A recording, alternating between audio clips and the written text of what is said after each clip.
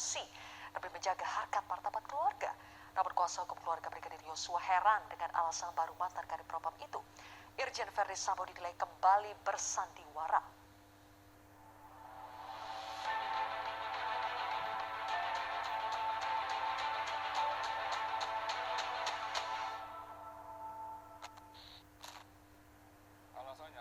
Alasannya bahwa butuh waktu 7 jam bagi tim Sus Polri untuk mengejar pengakuan Irjen Verdi Sambo bahwa ia adalah dalang dari pembunuhan Brigadir Yosua. Meski Verdi Sambo mengakui perbuatannya bahwa telah memerintahkan ajudannya untuk membunuh Brigadir Yosua, Sambo berdalih emosi. Tindakan gelap mata Verdi Sambo itu dipicu karena harkat dan martabat istrinya dilukai oleh Brigadir Yosua. Dirinya menjadi marah dan emosi setelah mendapat laporan dari istrinya PC yang telah mengalami tindakan yang melukai harkat dan martabat keluarga yang terjadi di Magelang yang dilakukan oleh almarhum Joshua. Oleh karena itu, kemudian tersangka FS memanggil tersangka RR dan tersangka RE untuk melakukan pembunuhan, untuk merencanakan pembunuhan terhadap almarhum Joshua. Namun dalih Irjen Verdi Sambo itu dinilai aneh oleh kuasa hukum keluarga Brigadir Yosua. Sebab, kalaupun harkat dan martabat istri Sambo telah dilukai oleh Brigadir Yosua, mengapa saat pulang dari perjalanan ke Magelang menuju Jakarta, istri Verdi Sambo masih mau bersama Brigadir Yosua? Kalau laporannya Sambo benar, yang menyatakan pertama dugaan pelecehan, yang kedua pengancaman pembunuhan, Irjen Pol macam apa? Kadifropam macam apa? Membiarkan istrinya jalan bersama dari Magelang yang sudah diancam pakai pistol. Menurut saya, tukang beca pun tidak akan membiarkan istrinya jalan bersama dengan yang orang mengancam istri tukang beca itu. Ini Kadifropam RI Polri. Jangan mempermalukan diri sendiri. Bertobat sebelum celaka nanti. Ini dilihat oleh Tuhan. Iya, makanya masa istrimu sudah sudah diancam di Magelang pakai pistol sesuai laporan dari Polres Selatan, tapi kau biarkan istrimu dikawal orang yang mengancam nyawa istrimu. Logis nggak? Adapun dalih yang disampaikan Verdi Sambo kini tak lagi penting. Sebab unsur pembunuhan berencana yang disangkakan kepada mantan Kadifropam Polri itu telah terpenuhi.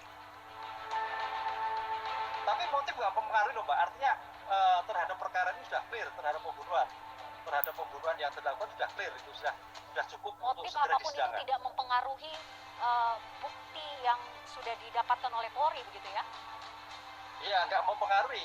Ya, jadi motif itu hanya menentukan kehendak. Kenapa sampai terjadi seperti ini kan itu Mbak?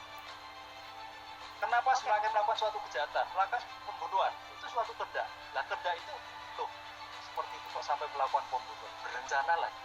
Apakah tidak dengan peringatan? Apakah kalau tidak hanya penganiayaan ringan?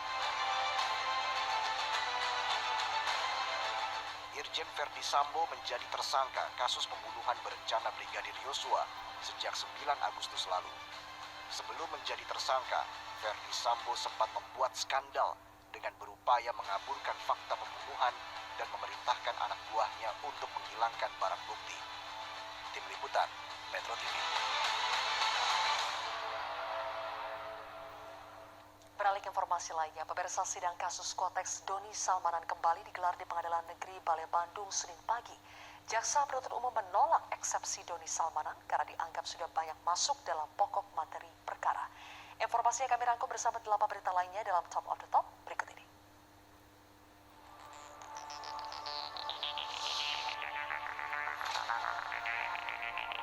Setidaknya 8 unit kendaraan minibus milik tim Sus Polri tiba di lokasi perumahan Cempaka Residen Desa Banyorejo Murtoyudan, Magelang, Jawa Tengah.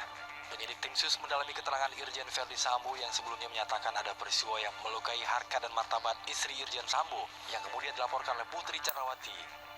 Bukti tambahan di Magelang diperlukan untuk mengkonfirmasi kebenaran peristiwa yang menjadi pemicu penembakan terhadap Brigadir Yosua.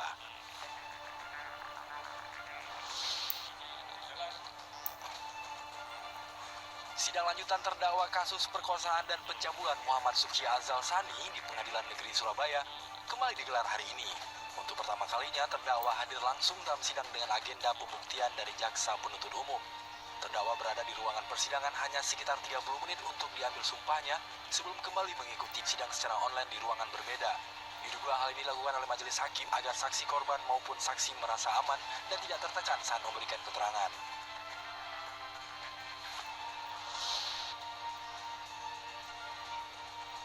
Seorang ibu dan anaknya yang masih berusia 5 tahun ditemukan tewas di dalam rumahnya di Tulung Agung, Jawa Timur.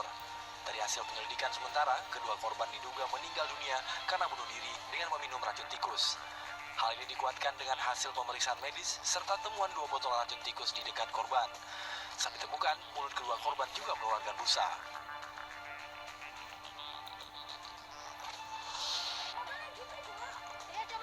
Seorang ibu-ibu pengemudi mobil mewah kepergok mencuri coklat di minimarket kawasan Cisauk, Kabupaten Tangerang, Banten. Namun bukannya meminta maaf atas perbuatannya, pelaku malah mengintimidasi karyawan minimarket tersebut untuk meminta maaf kepada dirinya. Peristiwa ini pun viral di media sosial. Terkait hal ini, manajemen Alfamart akan menempuh langkah hukum untuk membela karyawannya.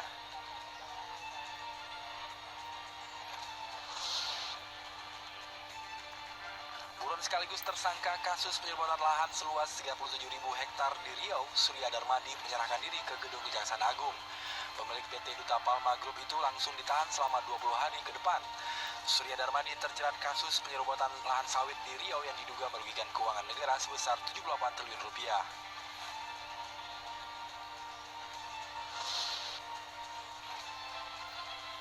Komnas HAM mendatangi tempat kejadian perkara di rumah dinas Irjen Pol Verdi Sambo di Komplek Polri Jalan Duren 3, Jakarta Selatan. Komnas HAM mengecek jejak upaya penghalangan proses hukum atau obstruction of justice. Selain mengecek langsung TKP di Duren 3, Komnas HAM juga memeriksa Barada Eliezer di Barreskrim Polri. Pemeriksaan terhadap Barada Eliezer dilakukan untuk melengkapi keterangan dan data yang sudah diperoleh Komnas HAM.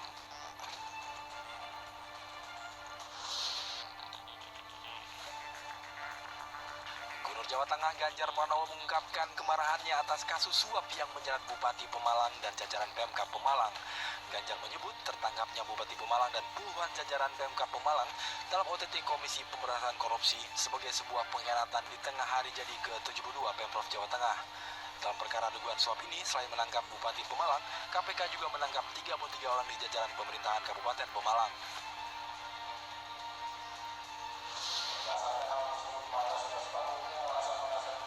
Sidang kasus Quotex Doni Salmanan kembali digelar di Pengadilan Negeri Balai Bandung, Senin pagi. Jaksa penuntut umum menolak eksepsi Doni Salmanan sebab dianggap sudah banyak masuk dalam pokok materi perkara. Sementara pengacara Doni Salmanan meminta para saksi dihadirkan dalam sidang. Terdakwa Doni Salmanan diketahui mendapat keuntungan dari anggota yang mendaftar pada aplikasi Quotex mencapai 40 miliar rupiah atau 3 miliar rupiah per bulan.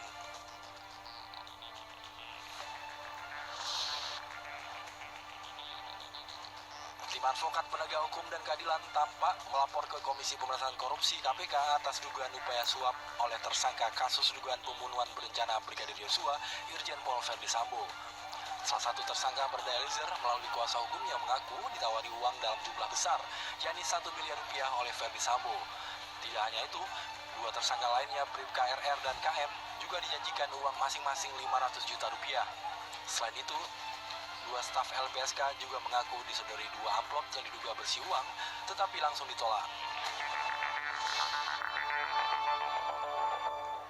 Kemegahan dan keindahan Candi Borobudur di Magelang, Jawa Tengah menginspirasi brand perhiasan ternama Amero Jewelry meluncurkan hasil karya indah dan megah yang terinspirasi dari Candi Borobudur. Peluncuran Amero Jewelry Lavani Borobudur Series digelar pada Jumat malam di Taman Lumbini, Kompleks Taman Wisata Candi Borobudur, Kabupaten Magelang, Jawa Tengah.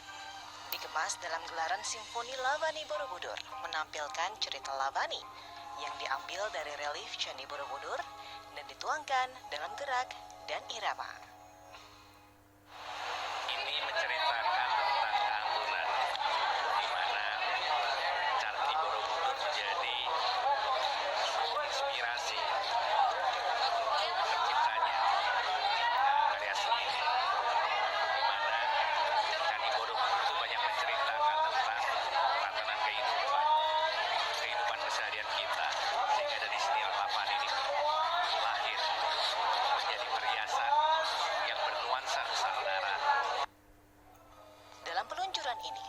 berbagai produk baru Lavani Borobudur Series seperti gelang, cincin, kalung, hingga liontin dipamerkan oleh model.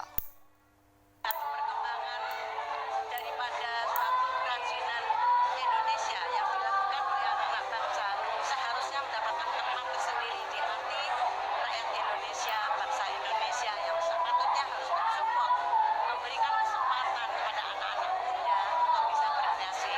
Seperti kita lihat tadi, beberapa jewelry ini adalah karya anak-anak bangsa yang mengambil suatu basic dari satu filosofi tali Borobudur. Tidak mudah memang mengusung Borobudur menjadi satu kenyataan, satu perhiasan, di mana penyelenggaraan hari ini sangat luar biasa.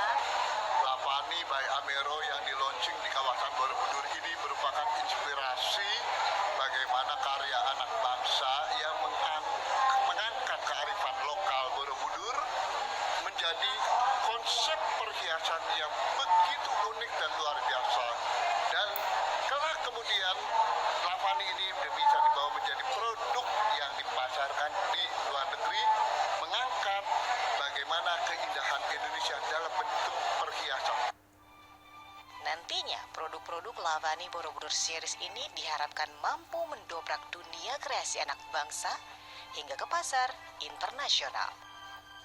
Dari Magelang, Jawa Tengah, Yugi Pramudia, Metro TV. Pemirsa, sebanyak 120 matras tempat tidur pasien tiba di Rumah Sakit Indonesia di Gaza, Palestina untuk melengkapi alat kesehatan yang dibutuhkan warga Gaza. Selengkapnya sesaat lagi.